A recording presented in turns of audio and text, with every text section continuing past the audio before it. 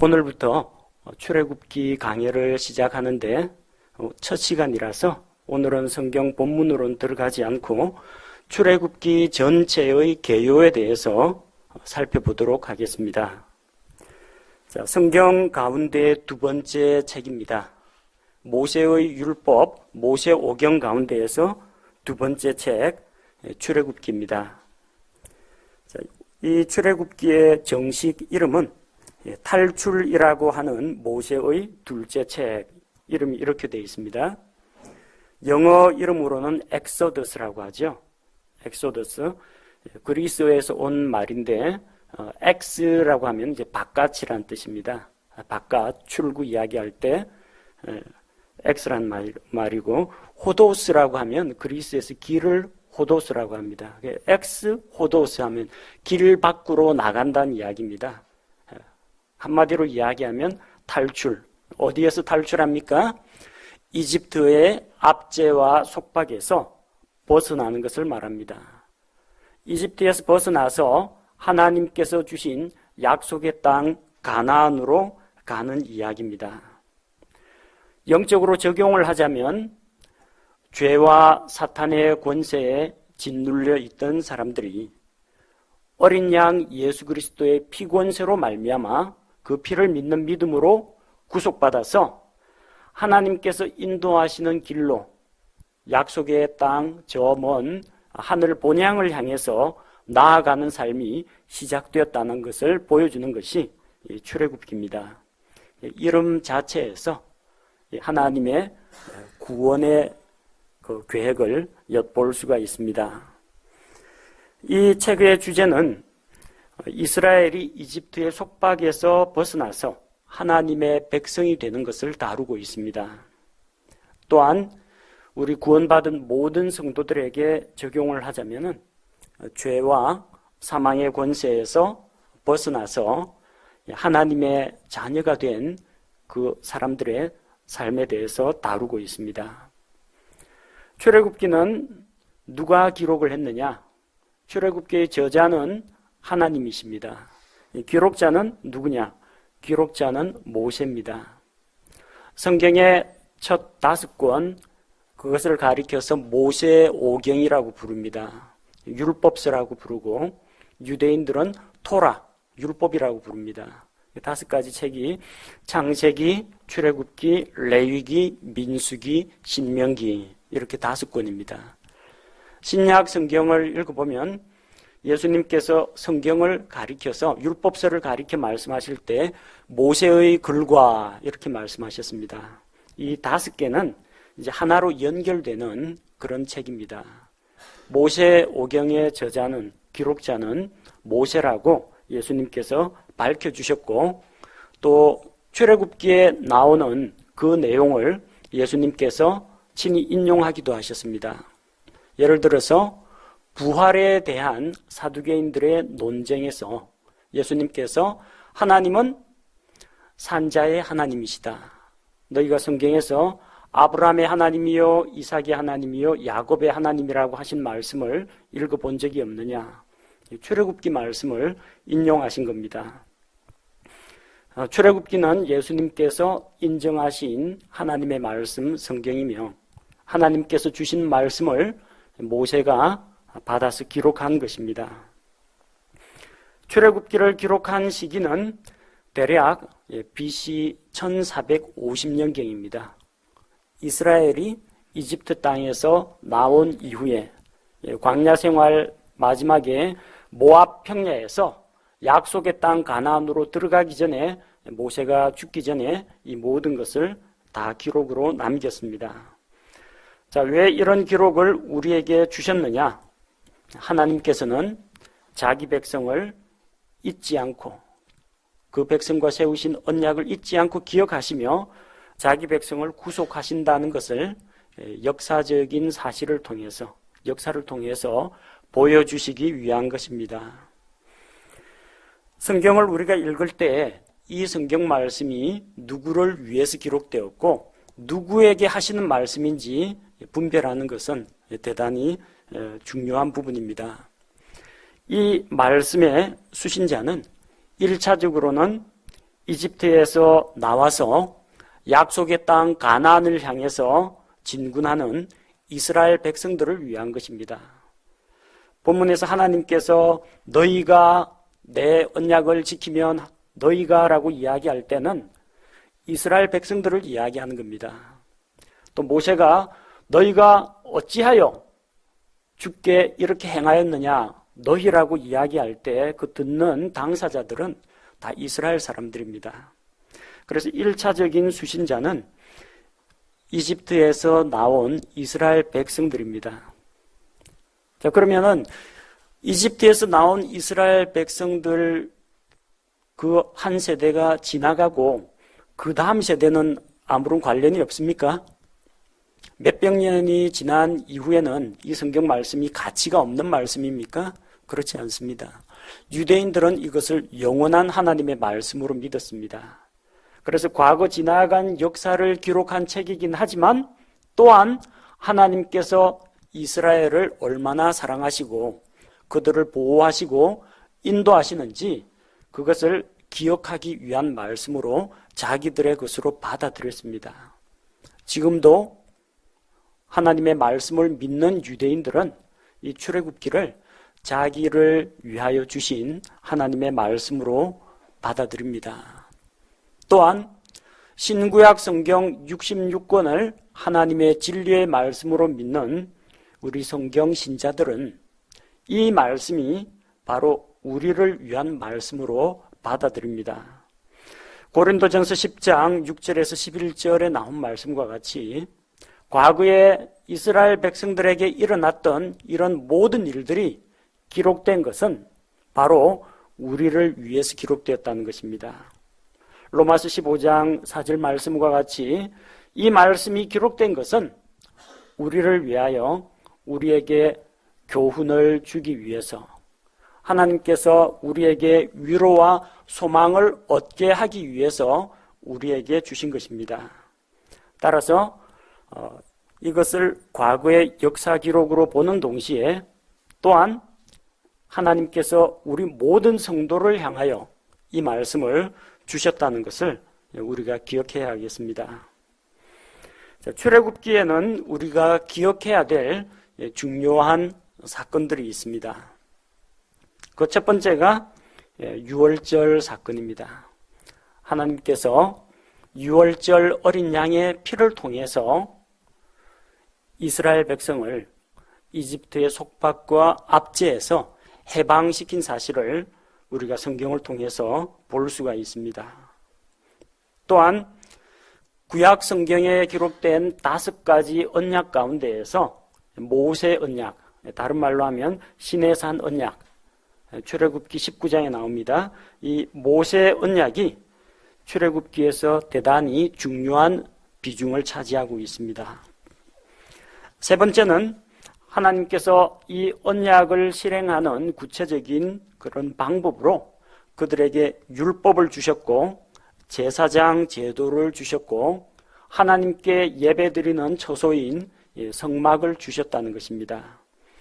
그래서 출애굽기를 읽을 때 특별히 유월절, 모세 언약, 그리고 율법과 성막과 제사 제도, 이 세 가지를 중점적으로 우리가 살펴보도록 하겠습니다. 출애굽기 1장부터 40장까지의 전체 내용을 간단히 다음과 같이 개요로 요약 정리해 보았습니다. 출애굽기 첫 시작은 이집트의 노예가 된 이스라엘의 모습에 대해서 기록하고 있습니다. 그 다음 이제 이집트에서 나와서 시내산을 향하여 가는 이스라엘에 대해서, 그 다음 시내산에 정착한 이스라엘에 대해서 기록하고 있습니다. 그 첫 번째 부분은 출애굽기 1장 1절부터 12장 36절까지 내용입니다. 출애굽기 1장에 보면 하나님의 백성 이스라엘이 이집트에서 고난당하는 것으로 이야기가 시작이 됩니다. 요셉의 초청으로 야곱의 일가족이 이집트로 내려왔습니다. 이집트에 이른 야곱의 가족은 처음에 70명이었습니다. 그들은 이집트의 최고 지리자인 요셉의 도움과 하나님의 보호하심을 힘입어서 이집트의 그 풍부한 그런 물산과 좋은 환경을 배경으로 삼아서 크게 번성했습니다. 그런데 출애굽기 1장 8절에 요셉을 알지 못하는 새 왕이 일어났습니다. 이집트 왕조가 바뀝니다. 셈족이 지배하고 있던 그런 세계에서 함족이 이집트 왕조를 다시 회복하게 되면서 셈 계열에 있던 이스라엘 민족이 이제는 차별을 받기 시작합니다. 차별 정도가 아니라 노예로 압제당하고 착취당하는 존재가 됩니다. 이집트 왕 파라오는 이스라엘을 노예로 삼아서 강제 노역을 시키고 또 거기서 태어나는 남자 아기들을 다 죽이도록 했습니다. 그러나 그 가운데에서도 하나님께서 자기 백성을 보호해 주셨고 하나님께서 그들의 부르짖는 탄식과 눈물 어린 그런 기도를 다 기억하시고 들어주셨다는 것입니다. 그래서 이집트에서 자기 백성을 구원해 내기 위해서 하나님께서 모세를 사용하십니다. 모세는 120세 동안 그의 일생은 120년인데 그 120년의 생애는 40년, 40년, 40년으로 나뉩니다. 첫 번째 40년은 그는 이집트의 왕자로서 살았습니다. 자기 부모가 3개월 동안 숨겨서 키우다가 마침내 더 이상 감출 수가 없어서 갈대 상자에 넣어서 강가에 있는 부들 사이에 놓아두었습니다. 파라오의 딸이 그를 자기 아들로 삼아서 양자로 삼아서 그는 왕궁에 거하게 됩니다. 그는 이집트 왕궁에 있으면서 이집트의 모든 과학과 기술과 학문과 예술과 이런 것들을 다 배웠습니다. 왕이나 귀족들을 가르치는 그런 교육기관이 있었는데 모세도 거기에서 왕자들 가운데서 자랐습니다. 그러나 그의 본바탕은 자기를 젖먹여 키운 사람은 자기를 낳아준 요셉의 자기의 친어머님으로부터 이제 하나님의 언약과 하나님의 말씀을 배웠습니다. 두 가지를 같이 배워요. 히브리인의 그런 신앙과 하나님의 말씀, 그리고 이집트가 가지고 있는 그 발달한 천문학, 수학, 토목학, 그리고 언어, 각종 기술 이런 것들도 다 같이 배웁니다. 그런데 그가 나이가 40세가 되었을 때 자기 동족들을 돌아보러 나갔다가 압제당하는 자기 백성을 보고 백성을 구하기 위해서 이집트 노예 감독관을 쳐서 죽입니다. 살인자가 되어서 이제 쫓기는 신세가 됩니다. 그는 이집트에 있을 수가 없어서 미디안 광야로 도피했습니다. 그래서 거기서 미디안 제사장 이드로의 딸 십보라와 결혼을 했습니다. 그 집에 대릴 사위가 돼가지고 처가살이를 하면서 40년 동안 광야에서 양을 치는 목자의 생활을 했습니다. 낮아질 만큼 낮아졌습니다. 80세가 되었을 때 그가 하나님께 부르심을 받아가지고 이집트로 가서 하나님의 말씀을 선포하는 자가 됩니다. 그래서 그는 80세부터 120세까지는 하나님께서 세우신 이스라엘의 지도자로 생활합니다. 하나님께서는 호렙산 떨기나무 불꽃 가운데에서 모세를 부르셨습니다. 그리고 자기 자신을 계시해 주셨습니다. 여기에 참 놀랍게도 하나님께서 친히 자기 자신의 이름을 스스로 계시해 주십니다. 나는 스스로 있는 자 아니라 여호와, 주 하나님을 계시해 주셨습니다. 그리고 하나님께서 모세를 통해서 자기 백성 이스라엘을 구출하겠다. 그리고 그들에게 그 조상들에게 아브라함과 이삭과 야곱에게 약속한 바와 같이 가나안 땅을 그들에게 상속 재산으로 주겠다고 그 약속을 하셨는데 그 약속을 이루시겠다고 다시금 재확인해 주셨습니다. 모세는 여러 가지 핑계와 변명거리를 내세워서 저는 부족한 사람입니다. 저는 말을 잘 못합니다. 사람들이 저를 믿지 않을 겁니다. 제가 누구길래 가겠습니까? 요리조리 몸살이고 피하고 빼다가 마침내 하나님께서 그에게 강한 확신을 주시고 약속의 말씀을 주시고 이스라엘 백성들이 믿을 수 있도록 표적을 주시고 말 잘하는 그의 형제인 그의 형 아론을 대변인으로 붙여주셨습니다.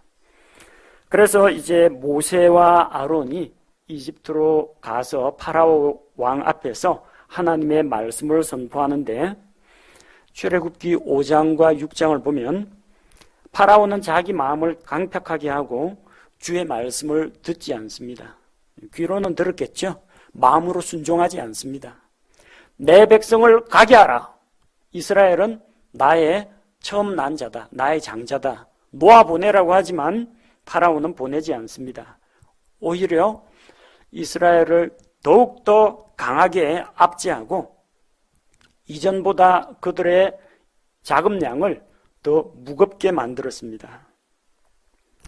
하나님께서는 파라오가 주의 말씀에 순종하지 않았기 때문에 그에게 징계를 내리셨습니다. 파라오와 파라오의 신하들과 이집트 사람들과 또한 이집트의 신들에게도 하나님께서 심판을 내리셨습니다. 그게 우리가 잘 알고 있는 이집트에 내린 10가지 재앙입니다. 10가지 심판입니다. 첫 번째가 무엇입니까? 물이 변하여 피로 변하는 것이었죠. 그래서 사람들이 물을 마실 수가 없었습니다. 강물뿐만 아니라 다른데 시냇물이라든지 샘이라든지 이 물들이 피로 변하는 그런 기적을 보여주셨습니다. 이집트 사람들이 섬기던 나일강의 신 하피와 오시리스에 대한 심판입니다. 이게 만약 진짜 살아있는 신이고 능력 있는 신들이라면 마땅히 자기를 숭배하는 이집트 사람들에게 그들이 맑은 물을 줄 수 있어야 합니다. 그러나 하나님께서 내리신 이 심판에 아무도 손을 쓰지를 못합니다. 두 번째 재앙은 개구리 재앙입니다. 물에서 개구리가 올라오는 건 자연스러운 현상이에요. 하지만 그 수가 엄청나게 많이 불어났습니다. 이집트 전역을 다 뒤덮었고 침대에도 들어가고 빵 반죽 그릇에도 들어가고 온 이집트에 개구리가 들끓었습니다. 그렇게 함으로써 이집트 사람들을 괴롭게 하신 것입니다. 이집트 사람들이 섬기는 여신 가운데 개구리 얼굴을 하고 있는 헥트라는 여신이 있습니다. 그 여신에 대한 심판입니다. 다산과 번식을 관장하는 여신이라고 하는데 그들이 섬기는 그 여신이 개구리 숫자를 제어를 하지를 못합니다. 자기를 섬기는 자들에게 뭔가 복을 내려야 할 텐데 이 헥트라는 것은 거짓 신이지 정말로 살아있는 신이 아니라는 것을 하나님께서 보여주셨습니다. 세 번째 재앙은 하나님께서 이를 내리셨습니다. 이것은 흙의 신 셋과 쇠똥구리 신 케프리에 대한 심판이었습니다. 네 번째는 이집트 전역에 파리가 들끓게 하셨습니다. 이집트 사람들이 섬기던 파리의 신 하트콕과 우아티트라는 신에 대한 심판이었습니다. 다섯 번째는 가축들의 질병입니다. 가축들에게 전염병이 돌았습니다. 전염병이면 다 질병에 걸려야 하는데 신기하게도 이스라엘의 가축들은 하나도 병든 것이 없고 전부 이집트 사람들의 가축만 병에 걸렸습니다. 이집트인들은 소를 섬겼습니다. 그래서 여기에서 이스라엘 사람들이 배워가지고 이집트에서 나온 다음에 금송아지를 만들어서 섬기고 그 앞에서 먹고 마시고 뛰놀며 우상숭배를 하죠. 이집트 사람들이 섬기던 황소의 신 아피스, 그리고 암소의 수호신 하토르라는 이런 신들에 대한 심판이었습니다. 자기를 상징하는 동물이 황소나 암소라면 마땅히 이 소들을 전염병으로부터 지켜줘야 됩니다. 그러나 그 신들은 아무런 능력도 없고 사람들이 만들어낸 신이었기 때문에 그 가축들을 보호해주지 못했습니다. 여섯 번째는 종기재앙입니다. 이 이집트의 마술사들을 비롯하여서 모든 이집트 사람들에게 독한 종기가 생겼습니다.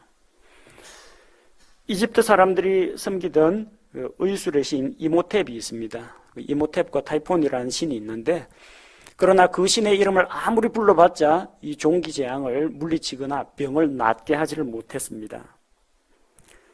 일곱 번째는 이제 우박과 불재앙이었습니다. 하늘에서 우박이 떨어져서 모든 푸른 나무와 푸른 채소들을 다 치고 또 들에 나가 있는 가축들과 사람들 머리 위에도 우박이 떨어져서 큰 피해를 입혔습니다. 이집트인들이 섬기던 하늘의 여신 누트와 대기의 신 수에 대한 심판이었습니다. 사람들은 하늘 여신을 섬기면 뭔가 하늘의 재앙을 면하게 될 것이라고 생각했습니다. 하지만 그들의 여신은 이집트 사람들을 보호해주지 못했습니다. 여덟 번째 재앙은 메뚜기 재앙입니다. 우박 피해를 입고 남아있는 모든 푸른 것과 이 식량들을 메뚜기 떼들이 전부 다 갉아먹어 버렸습니다. 곡식의 신, 풍요의 신인 세트, 그리고 메뚜기를 막는 세라피아 신에 대한 심판을 내리신 것입니다. 아홉째 재앙이 흑암의 재앙입니다. 온 이집트 전역이 깜깜하게 변해서 사람들이 서로를 알아보지를 못했습니다. 이집트 사람들이 섬기던 빛의 신, 태양신 라, 그리고 태양의 여신 세케트에 대한 심판이었습니다. 그리고 마지막 열째 재앙이 이집트의 모든 처음 난 것들을 죽이는 재앙이었습니다. 생명의 신 오시리스, 이시스, 그 부활의 신 민, 이런 신들은 자기 백성 이집트 사람들을 지켜주지를 못했습니다. 하나님께서는 파라오와 이집트 사람들, 그리고 이집트인들이 섬기던 그런 신들을 심판을 하시고 하나님만이 영광과 존귀를 받으시기에 합당하신 분이요 창조주시요 심판주이신 하나님이심을 보여주셨습니다. 그래서 하나님께서 이 열째 재앙, 장자를 치는 그런 재앙을 통해서 이스라엘을 구출하십니다. 이집트 전역에 죽음이 임했지만 가축에 처음 난 것부터 파라오의 처음 난 아들도 다 죽임을 당했습니다. 그러나 유월절 어린 양의 피를 집 인방과 두 기둥에 바르고 그 안에서 유월절 어린 양을 불에 구워 먹으면서 집 안에서 하룻밤을 보낸 이스라엘 백성들은 무사히 보호를 받았습니다. 곧 이는 하나님의 어린 양이신 예수 그리스도의 예표입니다. 누구든지 그 마음속에 예수 그리스도의 피가 칠해져 있는 자는 심판과 형벌을 면하고 하나님께서 구원하신다는 것입니다. 또한 이 사건을 계기로 해서 하나님께서 주의 명절 유월절을 제정하시고 또 유월절 만찬을 먹는 이런 풍습을 자손 대대로 지키게 하셨습니다. 그 다음 두 번째 크게 중요한 파트가 출애굽기 12장 37절부터 18장 27절까지입니다. 시내산을 향해 이제 가는 이스라엘의 여정을 나타냅니다. 하나님께서 이스라엘 백성을 영광의 구름 기둥과 불 기둥으로 인도하셨습니다.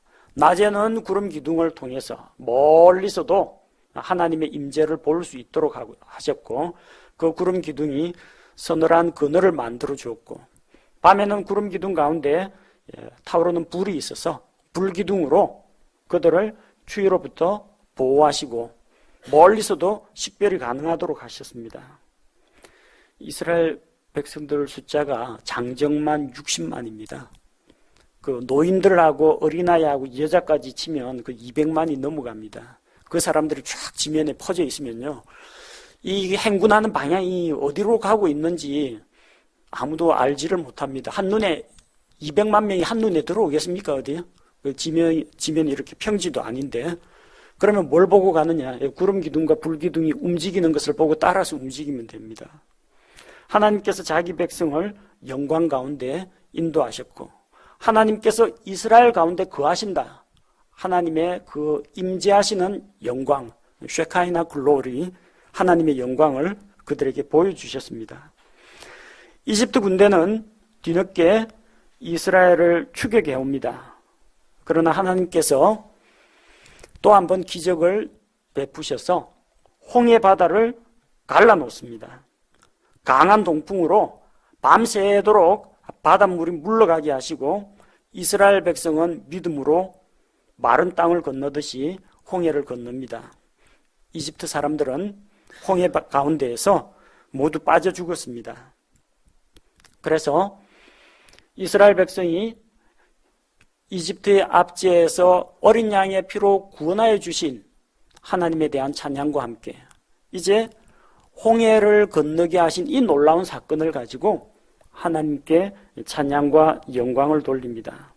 그리고 이 소문은 주변에 있는 여러 나라들에게 퍼져나갔습니다. 하나님의 영광과 권능, 주께서 이스라엘과 함께 하신다는 사실이 저 멀리 가나안 땅에까지 퍼져나갔고, 이로 인하여 하나님께서 영광을 얻으셨습니다.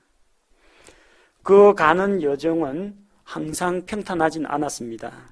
하나님께서 인도하셨으니까 장미꽃 만발한 잔디 동산으로 인도하셨느냐? 그러진 않습니다. 어떤 때는 물이 너무 써서 마실 수 없는 때가 있었습니다. 이스라엘은 불평했지만 하나님께서는 마라에 쓴 물을 달게 하셨습니다. 그리고 엘림에서 12개의 우물을 그들을 위해서 예비하고 계셨습니다. 주께서는 이스라엘을 치유하시는 하나님이심을 보여주셨습니다. 백성들이 먹을 것이 없어서 불평을 할 때 이집트에서 먹었던 고기와 빵과 수박과 이런 것들을 먹고 싶다고 불평을 할 때 하나님께서는 그들에게 먹을 것을 주셨습니다. 저녁에는 메추라기 떼를 그들에게 주셨고, 아침에는 만나라는 하늘의 음식, 천사들의 음식을 그들에게 내려주셨습니다. 그리고 하나님께서 이제 안식일의 율법을 그들에게 제정해 주셨습니다. 그들이 과연 하나님을 믿고 신뢰하는지 그렇지 아니한지를, 이것을 가지고 그들의 믿음을 입증해 보이도록 율법을 주신 것입니다. 또한 그들이 마실 물이 없어서 원망하고 불평할 때 하나님께서는 반석에서 물을 내어 주셨습니다. 모세가 하나님의 막대기를 손에 잡고 주께서 지시하신 그 반석을 치니까 반석이 갈라져서 물을 주었습니다. 고린도전서 10장 4절은 바로 이 반석은 예수 그리스도라고 이야기하고 있습니다. 광야에서 물이 없어 목말라 죽어가던 이스라엘이 얻어맞은 반석에서 나온 물로 갈증을 해소하고 생명을 건진 것과 마찬가지로 영적인 목마름으로 인해서 허덕이고 있는 우리 죄인들에게 하나님께서 우리 대신 고난당하사 찢기시고 그 몸이 부서지신 예수 그리스도를 통해서 우리에게 생명을 주신 것을 나타내는 것입니다. 반석에서 물을 주신 사건은 두 번 기록되어 있습니다. 첫 번째 사건은 출애굽기 17장 6절 반석을 쳐서 물을 내라고 하신 것입니다. 두 번째는 민수기 20장 8절인데 하나님께서는 이때는 반석에게 말하여 물을 내라고 합니다.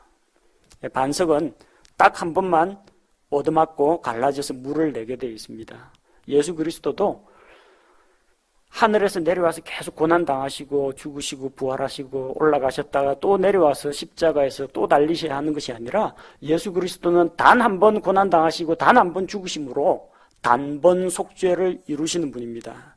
그걸 나타내기 위해서 처음에는 반석을 쳐서 물을 내라고 하셨고, 두 번째는 그 다음부터 기도해야 됩니다. 반석이신 주님께 기도해서 물을 내야 하는데, 민수기 20장 10절에서 모세가 이 패역한 물이더라, 우리가 너희를 위해 이 반석에서 물을 내야 하겠느냐. 우리가 하나님이 주시는 게 아니라 마치 자기가 주는 것처럼 하나님의 영광을 가로챘습니다. 그리고 반석에서 구하여 물을 내면 하나님께서 주시는구나 하고 이스라엘 백성들이 다 알겠죠. 그렇게 하지 않고 자기 손에서 지팡이에서 능력이 나가는 것처럼 자기가 가진 이 막대기를 힘껏 반석을 쳐서 물을 냈습니다. 그들이 이 무리바 물에서 하나님의 영광을 드러내지 않았기 때문에 모세와 아론은 가나안 땅에 들어가지 못하고 광야에서 죽게 됩니다. 가나안 땅에 못 들어갔다고 해서 모세와 아론이 지옥 간 거 아닙니다. 약속의 땅에 못 들어갔다는 이야기입니다. 그들은 구원받았습니다. 구원은 어린 양의 피로 이미 구원을 받았습니다.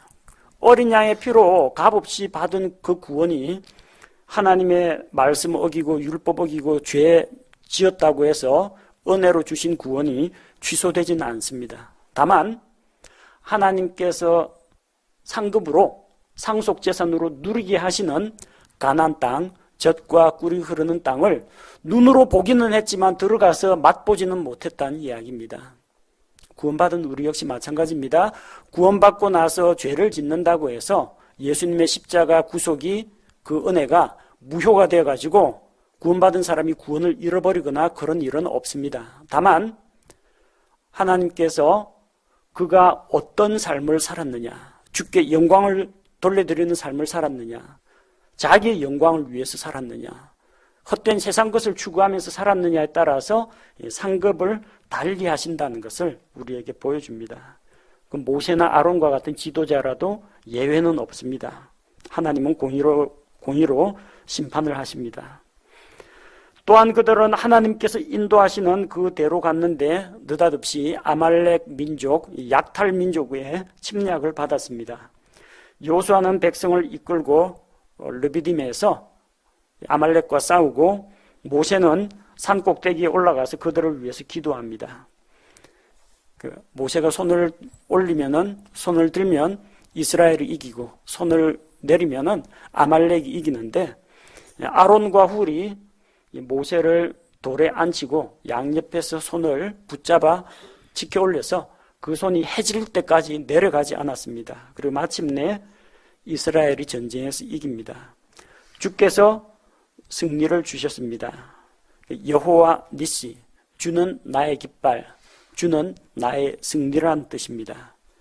그래서 하나님께서는 승리를 주시는 하나님이라는 이 사실을 책에 기록해서 대대에 전하도록 하셨습니다. 출애굽기 18장에서는 모세의 장인이 모세의 아내와 두 아들을 데리고 옵니다. 그래서 가족과 재회를 하게 되고 이드로가 모세에게 제안을 합니다.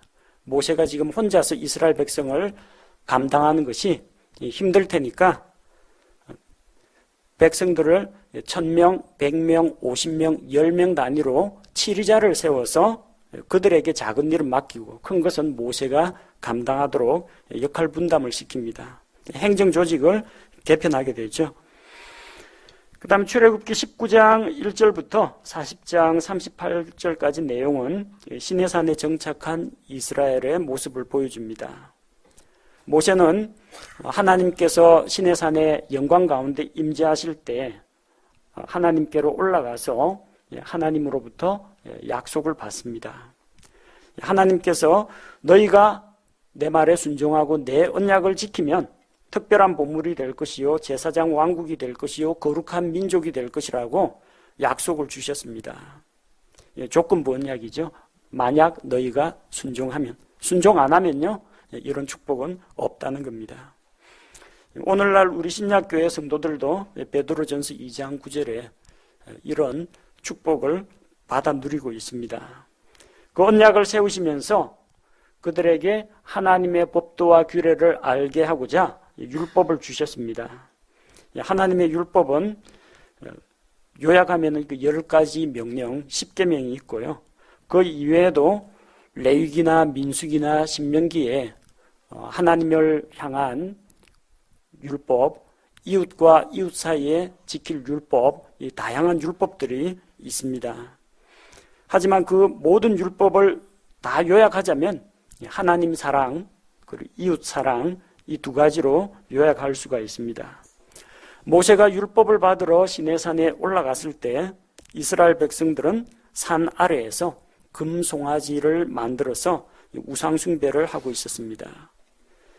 그래서 하나님께서 주신 10계명에 따라서 내 앞에서 다른 신을 두지 말라, 어떤 형상이든지 만들지 말라, 하나님의 이름을 헛되이 취하지 말라, 이런 말씀에 근거해서 우상숭배를 한 무리들은 심판을 받았습니다.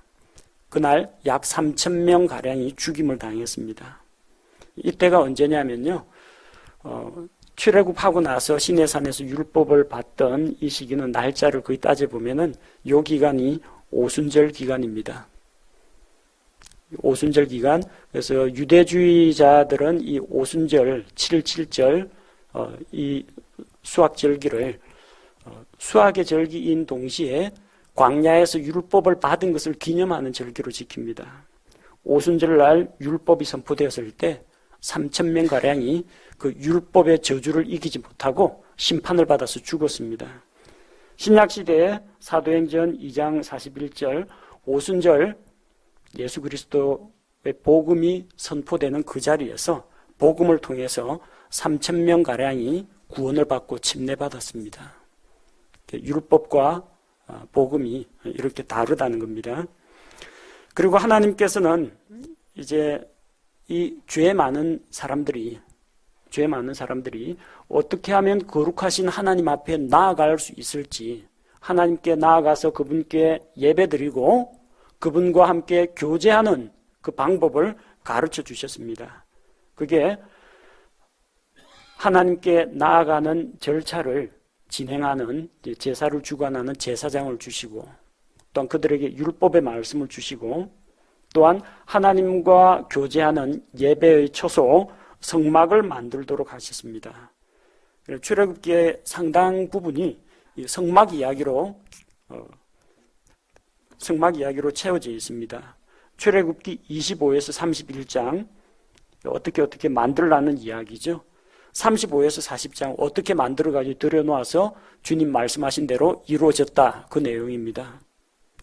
그래서 어떻게 읽으면 이게 상당히 좀 지루하게 느껴지는 부분이기도 한데, 그 각각의 성막을 구성하는 요소, 성막의 재료, 이런 것들이 우리에게 어떤 의미가 있는지 하나씩 나중에 살펴보도록 하겠습니다.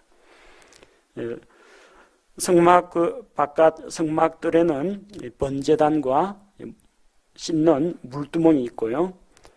성막 안에 들어가면 처음 나타나는 곳이 이제 성소입니다. 성소 안에는 하나님의 그 인도하심을 나타내는 등잔대, 광야에서 그들을 먹이신 하나님을 기억하도록 하는 보여주는 빵, 그리고 하나님 앞에서 향기로운 향을 불살라 태우는 분향제단이 있습니다. 그 분향제단 그 뒤쪽에는 성소와 지성소를 나누는 휘장이 쳐져 있고, 그 휘장을 열고 들어가면은 그 안쪽이 지성소입니다. 지성소 안에는 언약궤가 있습니다. 언약궤의 위쪽, 언약궤 뚜껑 위 그룹들의 날개 아래, 그 자리를 긍휼의 자리라고 하는데, 주의 영광이 그곳에서 나타나서 하나님께서 1년에 한 번씩 속죄일에 대제사장과 만나서 교제를 나눌 수 있도록 해 주셨습니다. 그래서 이 전체가 출애굽기의 내용입니다. 그래서 이런 줄거리를 잘 기억하시고 다음 주부터는 출애굽기 1장부터 지금까지 진행한 방식과 마찬가지로 한 절 한 절씩 구절별 강해를 진행하도록 하겠습니다. 제가 기도하겠습니다.